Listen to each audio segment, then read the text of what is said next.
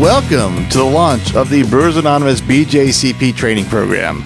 This is a new program we're starting in the club for everyone that's interested in both learning more about judging beer in competitions and looking to take the BJCP exams necessary to become a credentialed BJCP judge.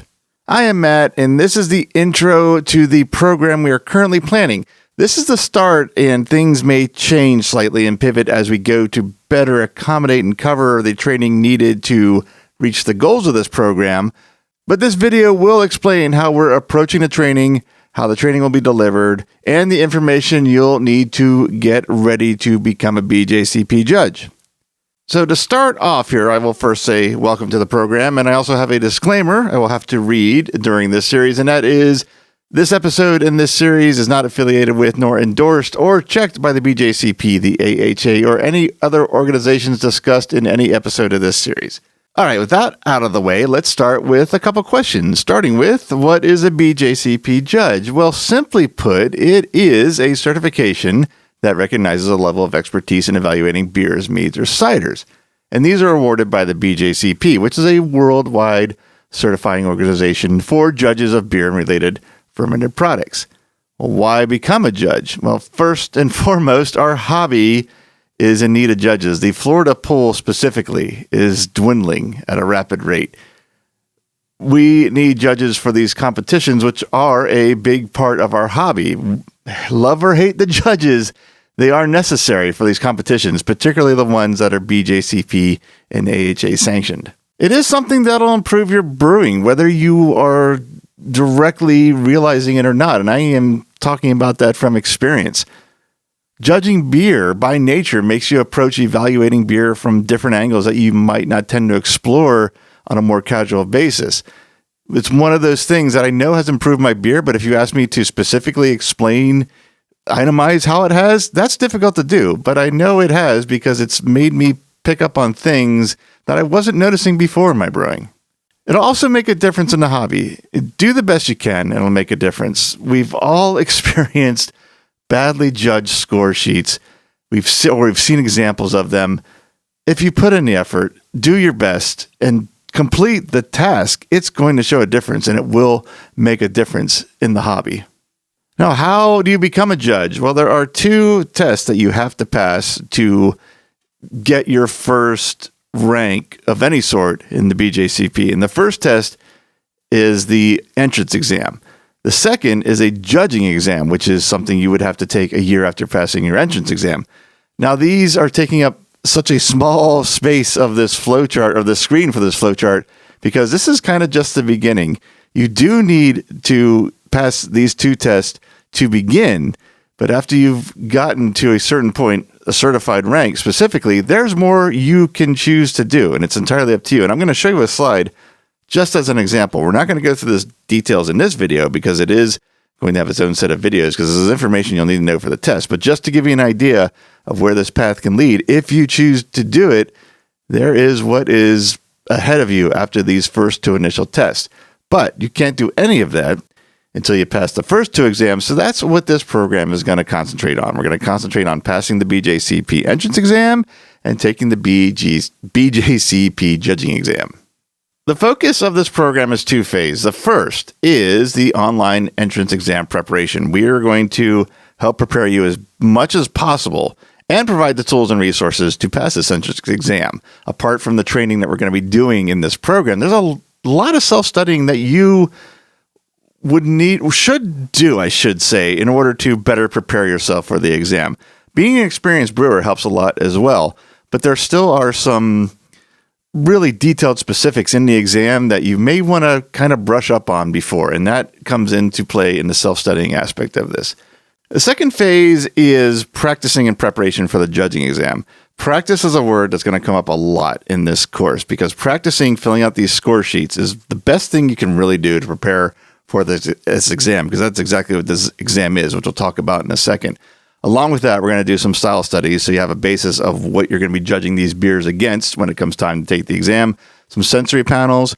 We are a club with BJCP judges, so we are able to get a Cybele off-flavor kit at a reduced cost, so we can dose some American lager beers and get a real sense of how each of our individual senses and palates interpret off flavors, which is another very valuable skill to develop while you're judging. And then we'll also share some tips and practices for better score sheets, not only in the exam, but in competitions as well. So to share some details about the entrance exam, what is it exactly? Well, it's an online exam of 180 questions with a 60-minute time limit. And that averages out to 20 seconds average per question. It's comprised of 112 true or false questions, 44 multiple choice questions, and 24 multiple answer questions. That's a type of question where the question is listed, and then of the 5 choices below it, more than one answer is correct. So you have to choose them all without choosing one that's incorrect. That totally negates your answer. It's pass-fail. There's no score, but it will suggest areas of study, which is helpful if you're not able to pass on your first try. You know where you need to kind of brush up a little more or have information ready because it is open book. Again, it's only 20 seconds per question, but if you know the answers to more questions than not, you can kind of build up some extra time to look up things you need to with the open book format of this test. Now, what the test covers, it covers beer styles, beer style comparisons, beer characteristics, brewing process, brewing ingredients, and the BJC program and ethics. Now, the good news in all this is that last subject, the BJCP program and ethics, there are 20 true or false questions, and it's taken from a pool of 124 that are available online. So you're basically handed 20 answers to this question going into it if you take the time to understand the nature of the question. Sometimes it will change a word or two to make a true answer a false, but if you understand the nature of those 124 questions, you should hit the ground running with 20 answers ready to go. For the judging exam, you're going to judge 6 beers in 90 minutes, and that's an average of 15 minutes per beer, which is pretty standard. I'd say most actual competition judging falls under that time frame, so that's actually pretty fair for this exam. It's handwritten score sheets. There is no virtual version of this yet. You're going to have to handwrite score sheets, so that's where practice comes into a huge play. If you've not sat down and written 6 pages of score sheets in 90 minutes in a very long time, your hand will remind you how long it's been. It can be a very hand-cramping experience. So practice is something we will hammer home, particularly with this exam. It is closed book. There are no guidelines, phones, tablets, or smartwatches, or any kind of electronic devices allowed. And your results are graded and scored on accuracy, descriptiveness, feedback offered, knowledge of style, and then compared and contrasted with fellow exam takers and proctors. Each exam has 12 seats, so there'll be 12 people taking the exam, and then 2 proctors that are nationally ranked or higher, and all those score sheets are compared. For instance, if you insist you are getting DMS on beer number 1, and none of the other judges even use the letters D, M, or S in their score sheets for beer number 1, that'll count against you. On the flip side, if you get a very strong, light, struck, skunky flavor on beer number 4, and a majority of the judges also note that, that's going to work in your favor. That's where the compare and contrast comes from. So this program structure, we have 4 components to this program, and the first is a virtual component. There was an overwhelming request for this to be done virtually as much as possible, so we will do it as much as possible, and that is comprised of each subject being broken down into easy to find and reviewable video segments, dedicated channel on our Discord server for discussion and updates, and practice exams. We're going to develop some practice exams online for you to take kind of take the edge off of the intimidation of taking the test for the first time, hopefully. At least that's the goal. There's going to be monthly in-person sessions as well. Some of these can also be translated into virtual sessions, but what we will be doing in person are some subject reviews of what we've gone over since the last meeting, style studies, sensory panels, and again, lots of judging. The reviews can kind of be recapped in additional videos, which we may do. The style studies, there can be a virtual component of it, although you won't have the interaction between your different course takers and club members. Sensory panels, that one is about the only one I'd say in this that is gonna be limited to the in-person sessions that we're doing so far. So when those come up, you may want to take advantage of them. We also have an offline component, and that involves a self-studying and homework. There will be things we ask you to be prepared for offline before the next set of videos from time to time. And there's always help along the way. We're going to have that, as I said, the dedicated Discord channel. There's email. You can catch up with anyone involved in the program at meetings, etc. And we'll have a dedicated area on the website, but after August 2024. Right now, our website host will not be able to handle something like this, but we will be changing host after August, I should say. Our goals for this program, well, first and foremost, more judges. We want more judges in general, particularly in Florida. Next, we want to help prepare you to pass the entrance exam. Of the 2 exams you have to take, this one is the more difficult one. I'd actually say by far, in my opinion. We want to help you be prepared and practice for the judging exam. And practice, again, I should actually bold and italicize that in this slide. But practice is the key to that exam. And we want to add a judging exam to the Hot and Humid Weekend event in 2025. This is a bold goal. This is a very difficult goal with a ton of hurdles behind it, or in front of it, rather. Behind it would be good, but in front of it.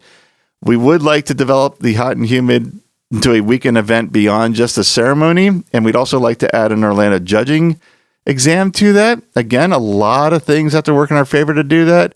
But I don't know when the last Orlando judging exam was. And I've been told there have been, but none that I have ever seen. So to help keep us motivated, along with keeping the training moving forward, we've set that goal to keep us going. Now, having said all that, we're going to shift gears slightly in the next set of videos because we have a very interesting timing situation here where Hot and Humid is a month away. So you have a chance to try out all of the facets of judging before this program begins, to get an idea of what you'd like to do, what you'd like to focus on, and what areas of you would need to concentrate on specifically to prepare. So the next set of videos are going to be a kind of a crash course preparation for the Hot and Humid judging sessions. And those will be Hot and Humid judging session rules, the Reggie Beer e-judging system. That's a system we're going to be using for judging beers at Hot and Humid. Style guidelines access for judging sessions. You will be able to refer to the style guidelines for every beer you judge in these sessions. I'm going to host a judging example, or at least a virtual judging example, where I'm going to judge a Sierra Nevada Pale Ale in the Reggie test area. And I picked this beer because I'm pretty sure it's a beer you can get just about anywhere if you want to follow along and also judge in the test system and get a real feel for what is going to be the process at Hot and Humid. And then a follow-up video to all this with some tips for first-time and new judges. So that is the introduction, and we do have some homework, but it's pretty simple. Review the online beer exam study guide table of contents, and there's the link for it, which I'll also put in the notes or description, depending on where this video posts, so you don't have to type in that nightmare of a link. It is a pretty beefy document. Feel free to read the whole thing, but take a look at the table of contents, because that is the guideline we're using for the course material. And then let us know if there's any areas that stand out to you that you would like to see a specific focus on, and let us know one way or another. The Discord channel, once we set it up, or when you see us, or even shoot us a DM in Discord or an email, and just let us know that's something you'd like to see a particular focus on. That is it. There is much more to come, as you can probably guess, and when and where that will be released will be announced on all these channels, mainly the website and Discord first, and then followed by Facebook and Instagram. So if you haven't saved these links or subscribed to these accounts, here are the URLs now for you to grab and prepare yourself. Training will begin after Hot and Humid. So until then, I'll say thank you for watching, and I will see you all very, very soon.